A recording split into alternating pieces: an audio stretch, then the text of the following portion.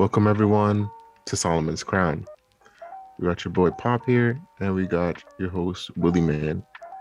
And for today's topic, we're going to talk about the tragic death of American rapper Young Dolph, and we're going to also talk about a similar rapper who died tragically, Nipsey Hussle, back in 2019.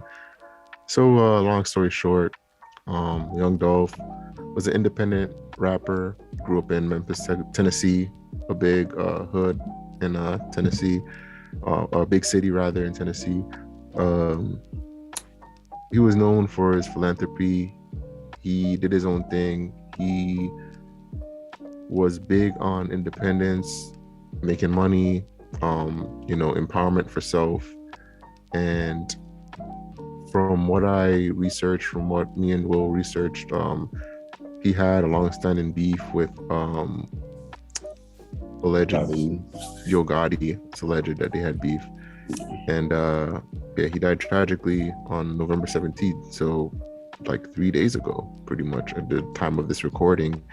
And in a quite similar fashion, we have Nipsey Hussle, American rapper, who was doing huge things in California. Huge things. Like he had his own clothing brand, his own store. He was gonna build up, like buy a whole shopping center. He was into cryptocurrency. He was investing heavily in the kids and the youth in his community, in STEM. It was tragic the way he went out too. Yeah. So pretty much we're going to go into the issue of why, when Black men who are leaders in this quote unquote hood are trying to give back, they always get gunned down. And what this could mean for other Black men who are successful, who are leaders, wanting to give back, and they see this, what could that mean for them? And could this be a issue, and why a lot of the problems that stay within the Black community are staying because of this phenomenon? What do you think about this, Will? So I mean, firsthand, everybody's like, "Oh, you're from San Diego, California. Like, there's nothing going on out there." But I think that California's gang culture is kind of wild, to be honest, because the vendettas that are held are lifelong. Like, if you have somebody who legit is out for you, like it's kind of like set in stone until one of you guys are ended.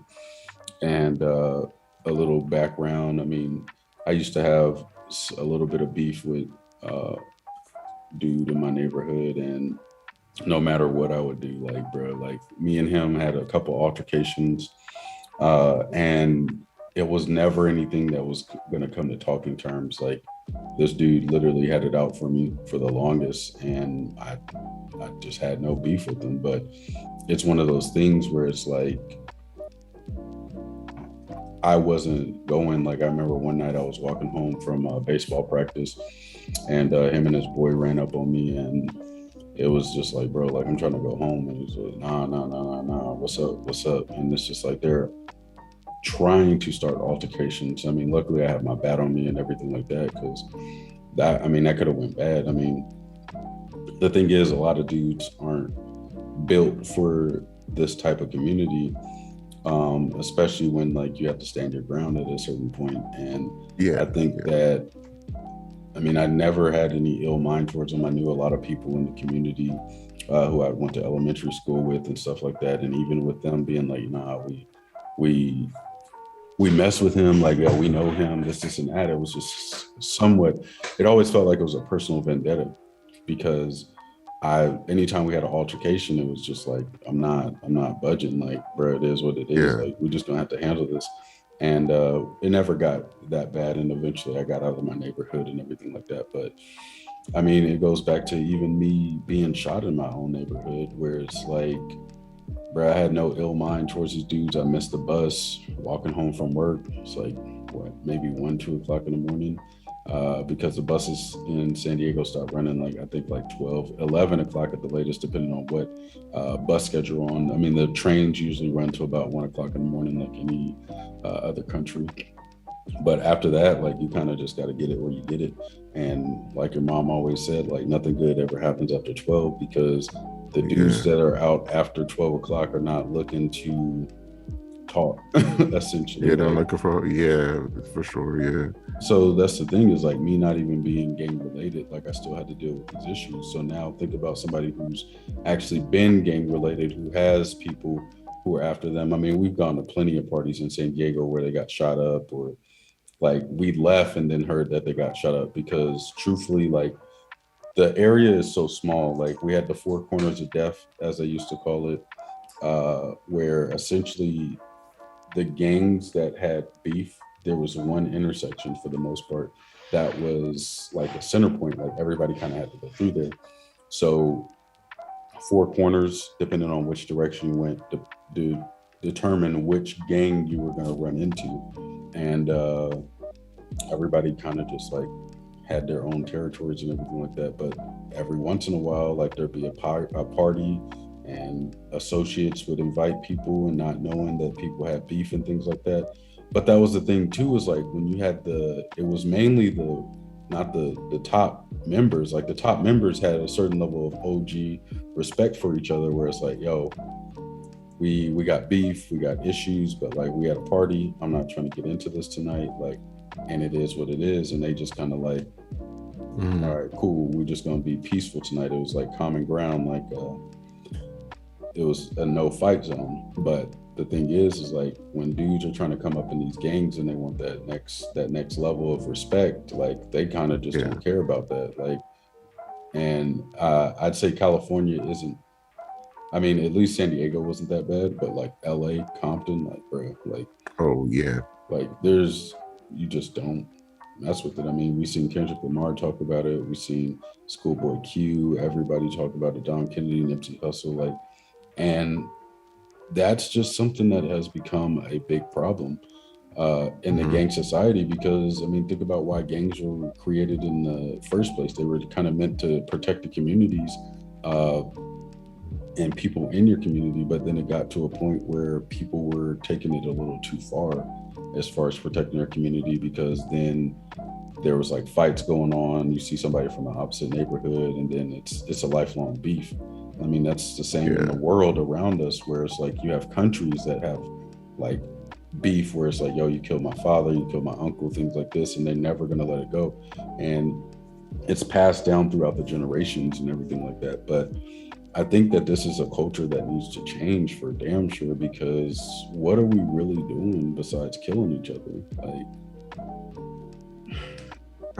Just one of those things. I think it just transcends, you know, gang culture. I mean, people are tribalistic. It's just imprinted in us, I guess, as human beings. Because, I mean, you look at it, granted, there's history behind it with, you know, Koreans and Japanese and Chinese, and, you know, even in Jamaica, like Trinidadians don't like Jamaicans, and you know, certain people in Europe might not like this other person in Europe, and it's just one of those things. But at the same time, you look at the condition of, you know, black people as a community compared to other people in America, and we're always like at the bottom, it seems like. And if we don't realize that, we're just gonna be squeezed out even more. Because it even goes back to a lot of the talks we talk about. It's like, yeah, we are killing it in sports, we're killing it in entertainment, but where are the doctors? Where are the scientists that get bigged up in the media? And then even in the realms of entertainment and sports that we predominantly are, um, you know, famous for, we don't, like, how many of those things do we own? Like, how many sports teams do we own? How many music record labels do we own? So it's like, it's just, we gotta do better. We gotta figure out a way to overcome this beef.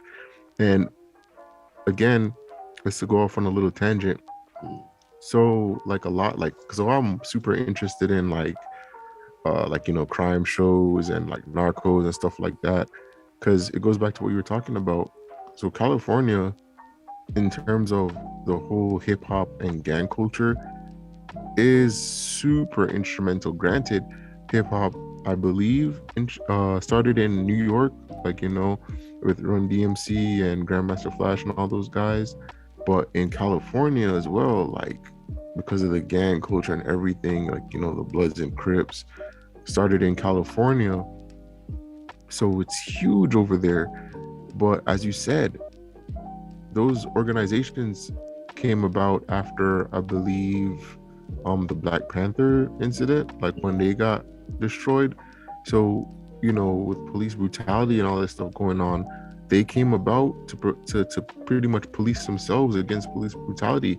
And, you know, as you said, OGs back in the day, they had certain unwritten rules, like, you don't hurt kids, you don't do all this stuff, like you got rules of engagement. But now, again, with social media and just wanted to be, who can I be better than? Who can I out gangster? And it's just like, it's crazy because you look at drill rap now, which is popular. It's popular internationally.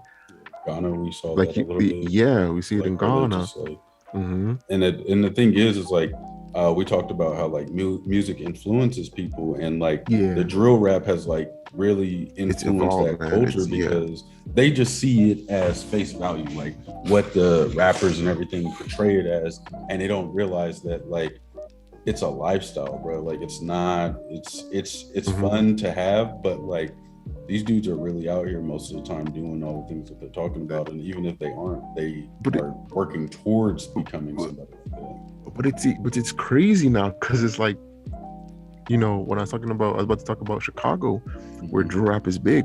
And it's like before it would be like, okay, like it's alleged that XYZ rapper was in the game, was, moving weight, allegedly, but you wouldn't really like see him do that. But it's like now with Instagram, you legit see rappers like having guns and money and all these drugs and talking about, look, I killed XYZ person at this street and blah blah blah blah blah, like pretty much dry snitching on themselves. And it's like, well, how did it come to this? How did it come to like legit just, oh, it's you're glorifying yourself as a criminal, like on social media where you can get caught and you just like don't care. Like they literally don't care about life at all, like disregard it completely. It's just, I Because I don't get it. mean, doing 5 years in prison is kind of like it's almost like a toughening thing, a toughening phase. Like it's a vet at some point, because like if you make it out of prison after 5 years, then like dudes will be like, oh, don't mess with him. Like he you come back, and the thing is, you still have family and like your gang who respects you. So like for them to come back to that, it's almost like having a family, because a lot of people grow up in these communities and they don't have like their actual family who sticks by them no matter what they do. I mean, we've heard it even in like the Kendrick Lamar, like Good Kid, Mad City, bro. Like it's literally the way you explain it, like Good Kid, Mad City. City, No yeah. matter what you try to do, it's always going to be your environment that kind of shifts what you have to do, because it comes down to a survival The thing. survival, yeah. Yeah. So it's like me, think about me as a prime example. Like I was not a product of my environment, but I was around a lot of these things that I saw going on, and I could have went down that way if I really wanted to. But it was just like one of those things where my mom kind of kept me out of the city and things like that.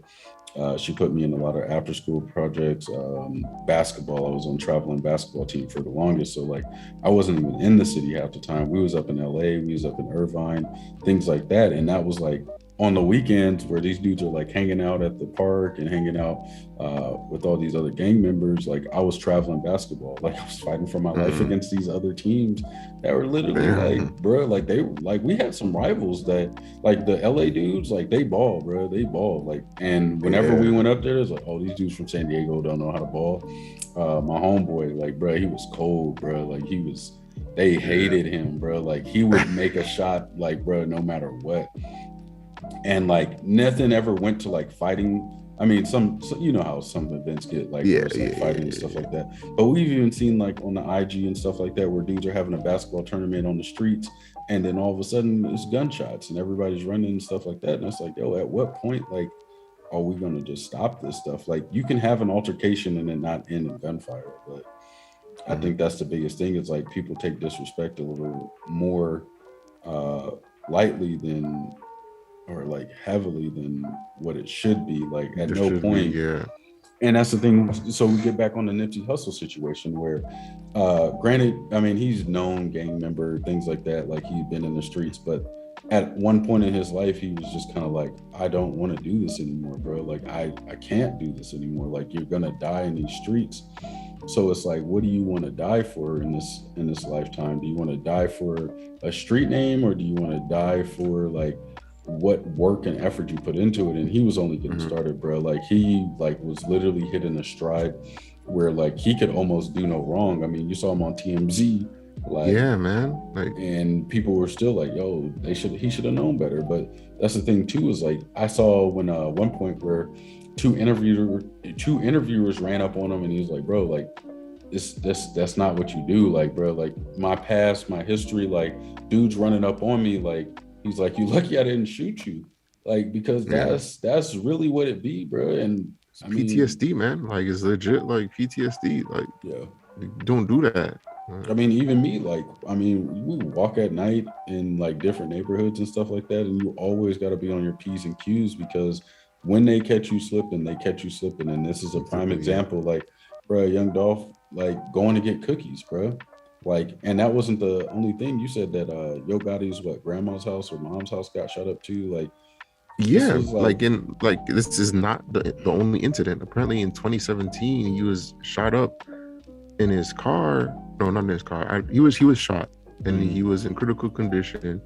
And Yo Gotti allegedly was a person of interest. And it's the thing. And here's the thing too, is that I think this beef allegedly started off because Young Dolph was independent. Yo Gotti wanted him on his label, and he said no. It's like, so, like, why is it that a lot of the times, especially with black men and ego, it's like, why can't we disagree, agree to disagree? Why is it always like, oh, like, he disrespected me because he said no? yeah, Like why is that a thing? Like, I can respect you as a grown man to be like, okay, we have a difference in opinion, or we don't want to go on this particular road. Let's wish each other the best, and we go our separate ways, and we can cheer for each other on the other side. Like, you know what I mean? It's not a big deal. But because of that, it spawned a whole beef, and you know, it could be a side effect of that. That's why he, lost his life. We will never know, right now. But it's just unfortunate, and it's this crabs in a barrel mentality that we gotta overcome to be better. and that's the What do thing you think? too, is like I mean, that's 100% what it is. It's like dudes don't know any different. Like it's always fight or flight like type of mentality. It's like, Yeah, bro, like I get it that you're doing big things, but like, I mean, Young Dolph obviously had his own reasons. Like, and I think that's the biggest thing with like dudes in our community is like when we are trying to do something good and people are like, yo, we could work together and make this thing work. It's not mm, always that that easy because at some point nobody was supporting him and nobody was trying to put him on, but then as soon as he starts gaining some success, as soon as he starts gaining some traction, then it's like, oh yeah, hmm, now I want to get on this, bro. yeah, Like, yeah, now, like, yo, you shown promise and I want a piece of that. And I think that's just like a mentality that needs to be broken because it's like, imagine if both of them would have opened up labels in Memphis, was it Memphis and Tennessee, or Memphis, yeah. Tennessee? And I think Memphis is the capital. Yeah, Could be wrong, yeah, I'm sure. but But yeah, either way, they could have both opened up a label in Memphis, and then it could have been like a rivalry, like a yeah. friendly A friendly rivalry, rivalry. where Yeah, it's like, oh, my artist is going to do better than you.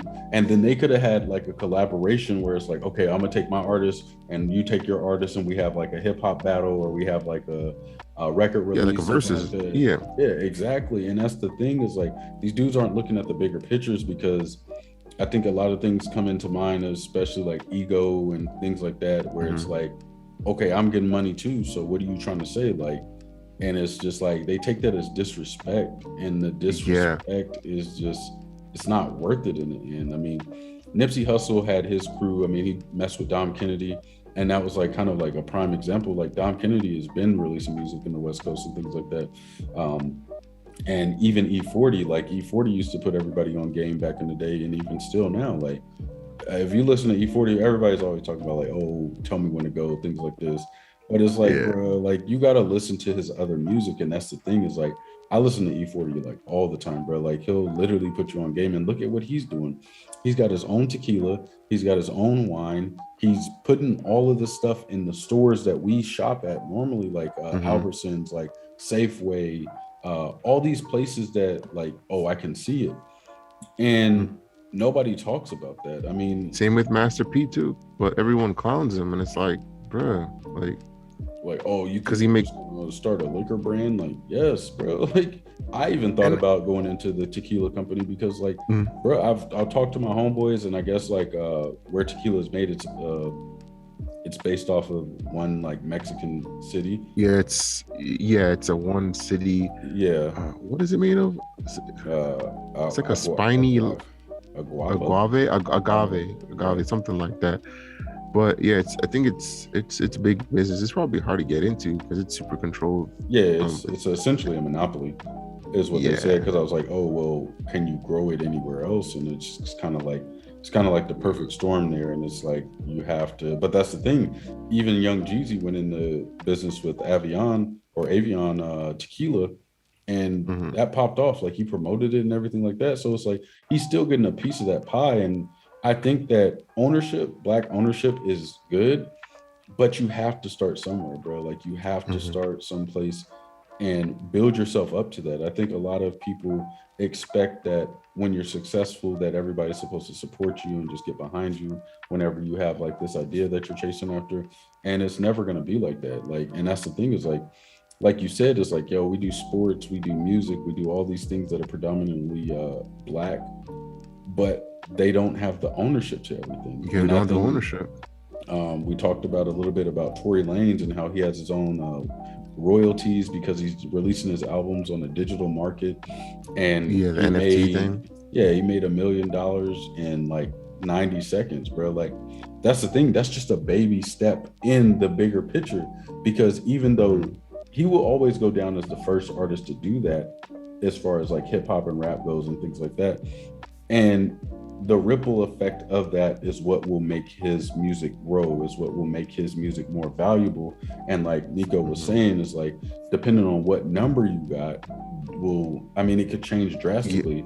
At some point that Hmm. album could be worth like who knows how much. But that's the thing is like we're not looking at the future of Not these adventures or these ventures, because we are looking at the right here right now instant gratification, um, no long term aspects. That's one of the keys that we got to change as a people. Like, but it sucks because a lot of the times these guys they grow up not having anything, eating sardines and crackers, eating government cheese, like wearing one pairs of shoes and having this old book bag. And it's like once you get on, it's like you have all this money, all this access to, women, you got all these cars, and it gets to your head. It's like, yo, I want to spend this now because you lived in the fast life and you're trying to spend this money and enjoy life. You're trying to make up for all the years that you struggled pretty Oh much. yeah, And it's like that's the mentality that we need to get out of.